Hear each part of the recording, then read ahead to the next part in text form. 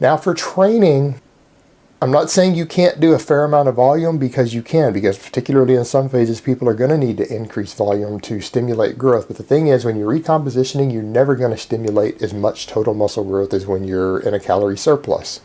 Accept it, get over it. You're not going for maximum muscle stimulation, you're going for efficient muscle stimulation. Can I stimulate 60%?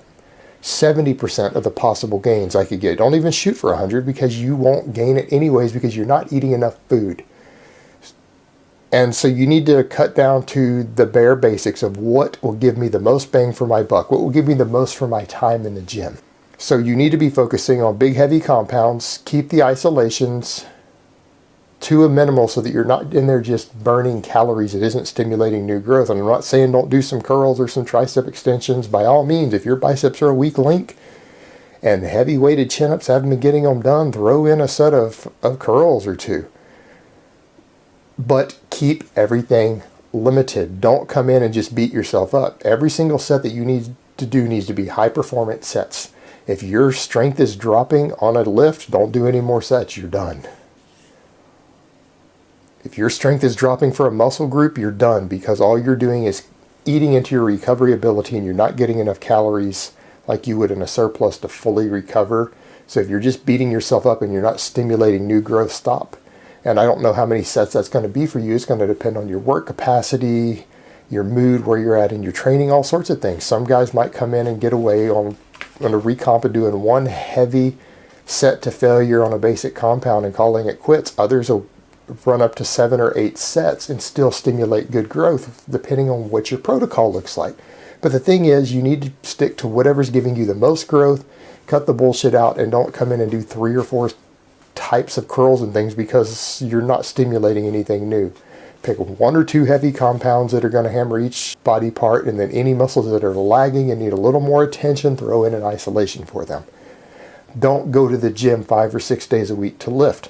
Again, you're not in a large calorie surplus. I would say if you're trying to recomposition, I wouldn't go over 3 days a week for the majority of naturals, maybe 4 days, if you can adapt and progress and recover to it. And even enhanced guys on a recomp, I might not go over 4 days a week unless you're using very, very large amounts of drugs.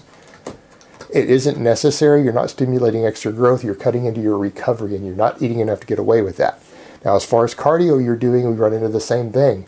If you're trying to recomp, I wouldn't do high intensity cardio like HIIT, because it's going to cut into your ability to lift heavy and perform maximally, particularly with your lower body lifts, like your squats and things. And if you're not able to squat efficiently every time you're in there squatting and doing that lift, you're going to stimulate less muscle growth, because it eats into the same recovery ability, it eats into the same metabolic pathways to some extent, and it overlaps energy systems. So if you're going to use cardio to create a larger deficit on those deficit days, do less cardio. Low intensity cardio that's using a different energy system that isn't going to cut into your recovery from your heavy days.